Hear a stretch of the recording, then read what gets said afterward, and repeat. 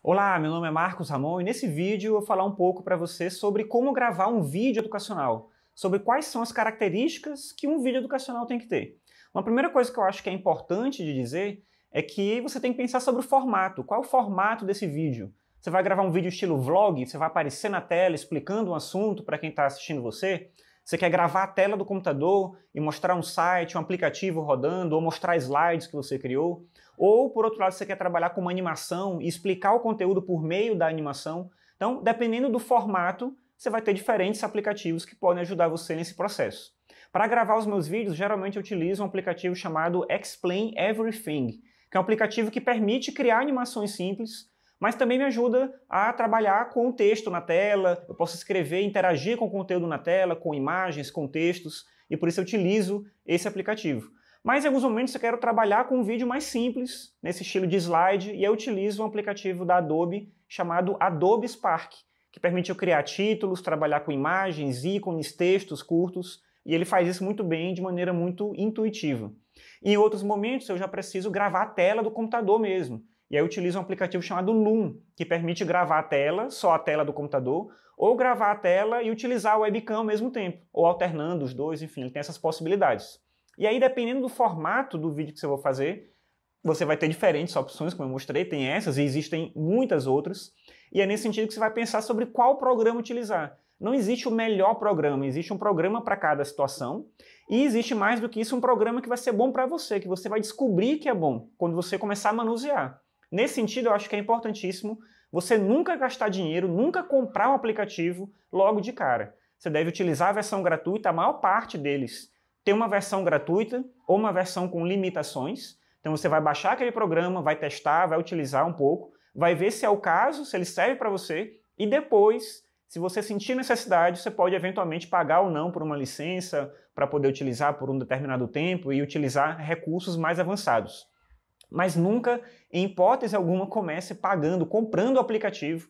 Isso não é interessante porque você pode ver alguém tendo um resultado muito bom com aquele aplicativo e você não se adaptar a ele e não conseguir fazer o mesmo. Então, eu acho que essa é a primeira coisa que é importante.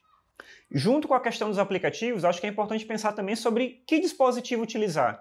E eu vou na mesma linha de não comprar nada novo, utiliza o que você já tem. Eu tenho um computador, utiliza esse computador. Eu tenho só o celular, utiliza o celular. Você vai perceber que existem muitas coisas que você pode fazer com os equipamentos que você já tem. Você não precisa comprar um gravador de áudio. Às vezes, o seu celular já tem uma qualidade de áudio, é surpreendente dizer isso, mas uma qualidade de áudio melhor do que a de parte dos gravadores que você pode comprar. O gravador focado só em áudio, ele tem algumas características que são importantes, mas às vezes ele não vai entregar a melhor qualidade para você. Então, é importante você trabalhar com aquilo que você já tem, com os equipamentos que você já tem, e só em último caso, depois, percebendo a necessidade, você vai avançar para comprar alguma coisa a mais. Nunca comece comprando nenhum equipamento. Grave com aquilo que você já possui.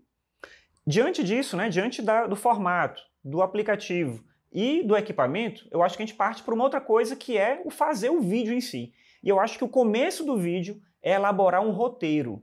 Um roteiro mesmo. Eu sugiro fazer um roteiro detalhado, escrever tudo que você vai falar. Na maior parte dos meus vídeos eu faço um roteiro que eu vou lendo passo a passo ali e tudo. E claro, existe um esforço de fazer com que a leitura não fique mecânica, porque é muito chato você assistir um vídeo em que a pessoa está lendo um texto e você percebe que ela está lendo. Para evitar esse problema, eu tento escrever o meu roteiro já no estilo que eu falo. E no momento que eu vou lendo, eu vou inserindo outras coisas para dar um pouco mais de naturalidade. Mas é uma coisa que você aprende fazendo, não tem muito jeito, tá? Então você vai aprender fazendo, mas tem que ter um roteiro. Se você não quiser fazer um roteiro detalhado, faz pelo menos tópicos que você vai trabalhar ali e vai ajudar você a ter uma orientação de o que falar primeiro, depois o que eu falo, qual é a terceira etapa, qual é a quarta, como é que eu finalizo. Então segue um roteiro para você entender o que você precisa. E nunca, em hipótese alguma, se você for trabalhar com slides, coloca muito texto e fica lendo o texto. Isso não é interessante para quem está assistindo o vídeo, porque a pessoa vai ter a tendência de ficar lendo o texto junto com você, então não é produtivo, não é interessante para quem está acompanhando, fica muito maçante, fica muito cansativo. Uma outra coisa que eu acho que é essencial é você não ser muito perfeccionista. Eu sei que é difícil, para mim mesmo é difícil, porque a gente grava e a gente pensa, eu poder fazer melhor isso, eu poderia fazer melhor aquilo, eu poderia ter regravado dessa outra forma, mas se você ficar nessa, você vai gravar uma vez, duas, três, 10, você nunca vai sair do lugar. Então, não exagere nessa questão do perfeccionismo, tente fazer o melhor que você pode, mas entenda que às vezes uma falha que tem, um problema ali ou aqui, né, uma coisa que passou batido, não vai deixar com que aquele vídeo fique necessariamente ruim. Na verdade, ele dá um tom mesmo de naturalidade, ele cria ali um ambiente de conexão com a pessoa que está assistindo você. Claro que um erro de conteúdo, um erro conceitual é problemático, mas às vezes alguma coisa que você faz, que você se atrapalha num certo momento, você não precisa corrigir tudo, tá? Eu acho que é preciso dar um pouco de naturalidade para o vídeo para que ele seja também recebido com naturalidade. E aí eu vou para aquela que eu acho que é a principal característica de um vídeo educacional. E, curiosamente, vou dizer para você, não é o vídeo em si, não é a resolução do vídeo, não é a qualidade da imagem que você está entregando, mas é a qualidade do áudio. É importante você tentar criar condições para que esse áudio seja o melhor possível. Então, se você está usando um gravador profissional, um microfone ou o áudio do celular, você tem que criar condições para que esse áudio fique bom, para que a pessoa consiga ouvir bem o que você está falando. Não adianta nada você ter uma imagem muito boa se o seu áudio tem uma variação muito grande, se em certo momento ele está muito baixo, depois ele fica muito alto. Ou se tem muito ruído de fundo, a pessoa não consegue ouvir você. Ou se tem muito barulho vindo de outro lugar. Então, claro que não dá para você fazer tudo. Eu mesmo gravo aqui num lugar que eu estou perto de uma avenida, então vão ter sons de fora que vão entrar no vídeo. Mas você tem que tentar controlar isso o máximo que você puder para permitir que a pessoa que está ouvindo você consiga compreender com clareza.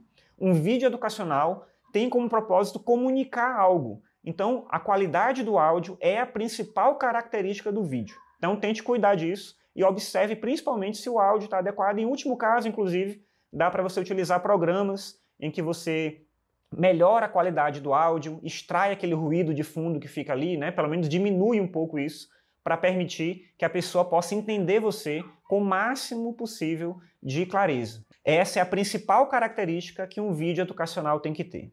Tá bom? Então é isso. Essas são as dicas que eu queria dar para você. Claro que elas partem muito da minha experiência, outras pessoas têm outras experiências e podem contribuir com outros elementos. Tem muito material na internet sobre como gravar vídeo educacional. E aí, se você tiver alguma dica, alguma sugestão, alguma coisa para compartilhar comigo, é só dizer e a gente pode ir conversando mais sobre esse assunto, tá bom? Então é isso, até mais, tchau!